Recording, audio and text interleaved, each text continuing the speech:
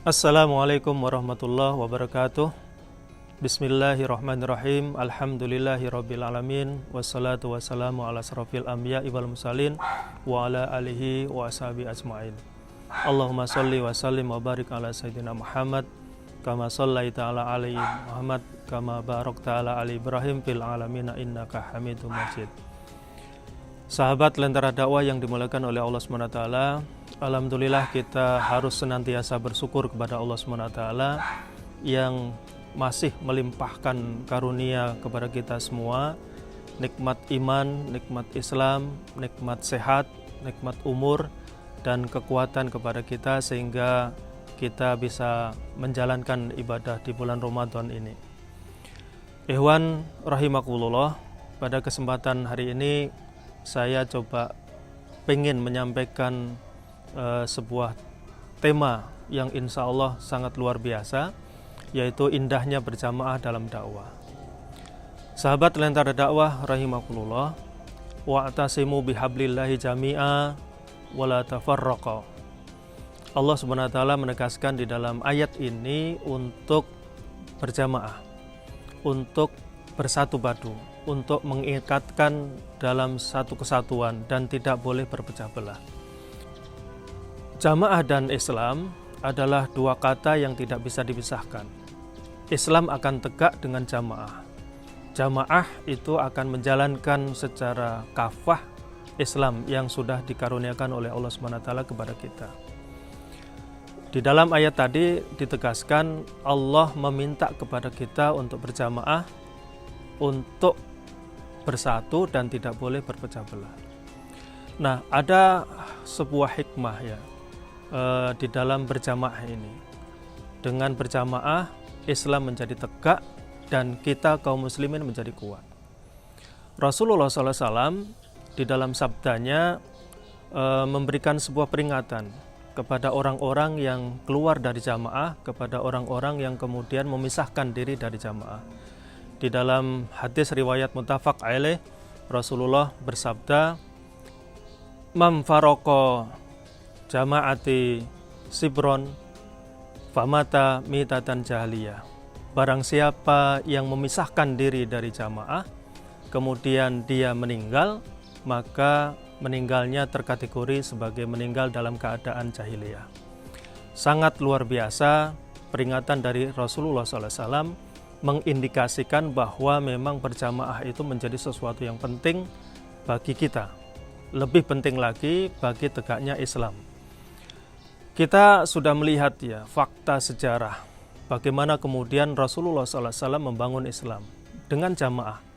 Dimulai dari jamaah yang kecil, kutlah dakwah yang kecil, kemudian membesar dan seterusnya sampai Islam berkembang ke seluruh penjuru dunia. Dengan jamaah itu kemudian Rasulullah bisa menegakkan daulah di Madinah. Dengan jamaah itu kemudian para sahabat bisa meneruskan daulah yang sudah ditegakkan oleh Rasulullah, membangun kekhilafahan. Diawali dengan kekhilafahan Khulafaur Rasyidin. Dengan jamaah itu pula kemudian generasi tabi'in, generasi tabi'in itu juga terus bisa membangun kekuatan kaum muslimin ke seluruh penjuru dunia. Itu bisa dibuktikan dengan kekhilafahan Umayyah, kekhilafahan Abbasiyah, dan kekhilafahan Turki Utsmani.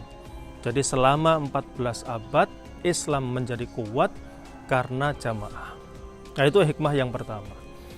Sahabat Lentera Dakwah yang dimuliakan oleh Allah SWT, di samping hikmah menjadi kuat, maka dengan berjamaah itu pun kita menjadi solusi atas segala persoalan yang dihadapi oleh kaum muslimin. Kenapa? Karena dengan jamaah itu semua potensi yang ada pada diri kaum muslimin bersatu padu menjadi sebuah kekuatan yang luar biasa. Satu kaum muslimin punya kekuatan, punya kelebihan pada satu bidang, kaum muslimin yang lain punya kekuatan pada bidang yang lain. Nah, kekuatan-kekuatan pada semua bidang ini kalau kemudian dihimpun menjadi satu, menjadi sebuah solusi atas berbagai persoalan yang dihadapi oleh kaum muslimin. Hari ini kita bisa buktikan bahwa kaum muslimin jumlahnya sangat banyak, bahkan mungkin sudah sampai pada jumlah 2 miliar di seluruh dunia, tetapi tidak ada kekuatan yang ada pada diri kaum muslimin. Kenapa? Karena hari ini kaum muslimin walaupun jumlahnya banyak, tetapi mereka terserak menjadi beberapa negeri.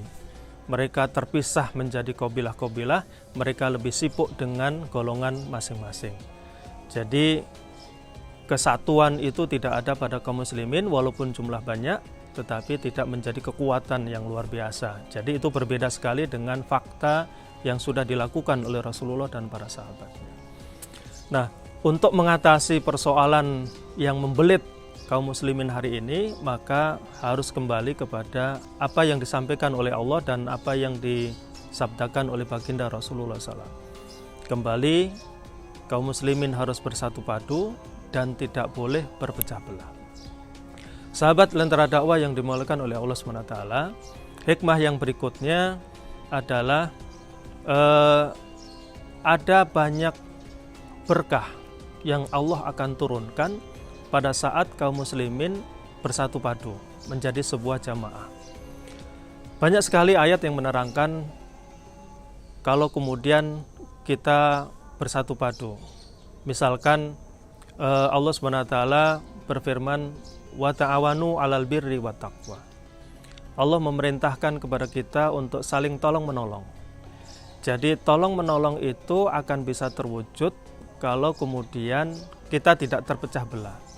Kalau kita terpecah belah, tentunya tidak akan mungkin untuk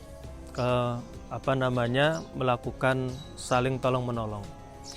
Rasulullah juga menyampaikan kepada kita, ibarat kita umpamakan kaum muslimin itu adalah sebagai satu tubuh, laksana satu tubuh yang saling menyayangi, yang saling mengasihi. Maka kalau satu bagian tubuh yang lain itu merasa sakit, maka yang lainnya akan juga merasakan sakitnya, akan merasa demam, tidak bisa tidur, dan lain sebagainya.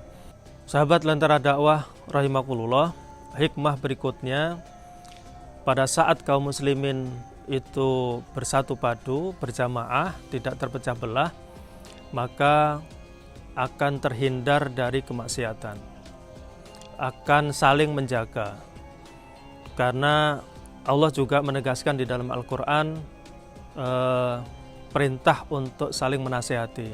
Misalkan di dalam surat Al-Asr, watawasaw bil haq watawasaw bis sabr. Saling menasihatilah kalian di dalam al-haq, dalam kebenaran, dan dalam kesabaran.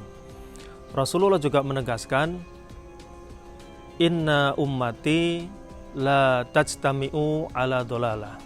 Sesungguhnya umatku itu tidak akan berserikat di dalam dolalah, dalam keburukan, dalam kemaksiatan.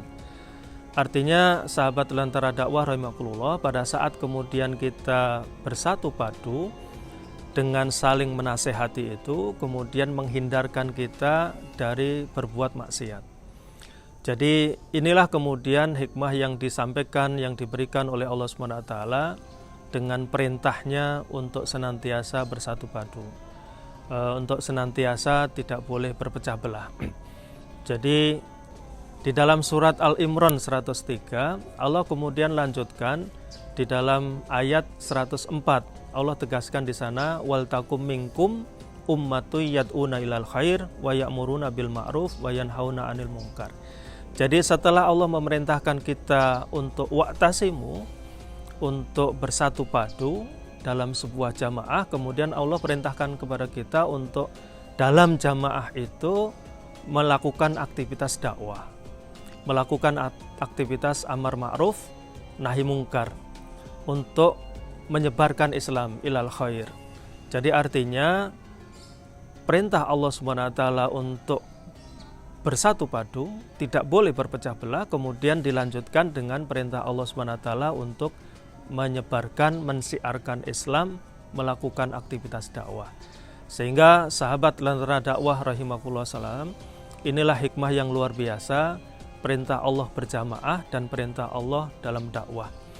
Karena tidak ada perkataan yang paling baik selain perkataan dakwah.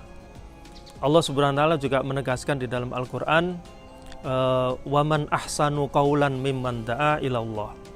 Allah menegaskan di situ bahwa perkataan yang paling baik adalah perkataan dakwah.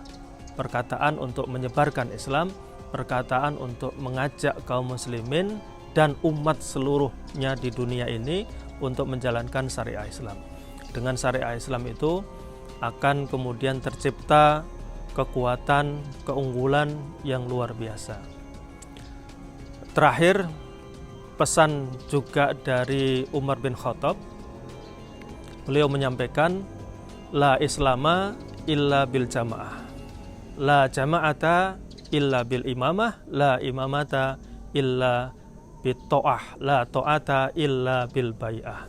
Artinya Umar bin Khattab juga menegaskan dengan perintah Allah di dalam surat Al-Imran 103 tadi, wa'tasimu bihablillahi jami'a, maka Islam itu akan tegak dengan jamaah. Tidak ada Islam tanpa ada jamaah. Demikian yang bisa saya sampaikan. Billahi taufiq wal hidayah. Assalamualaikum warahmatullahi wabarakatuh.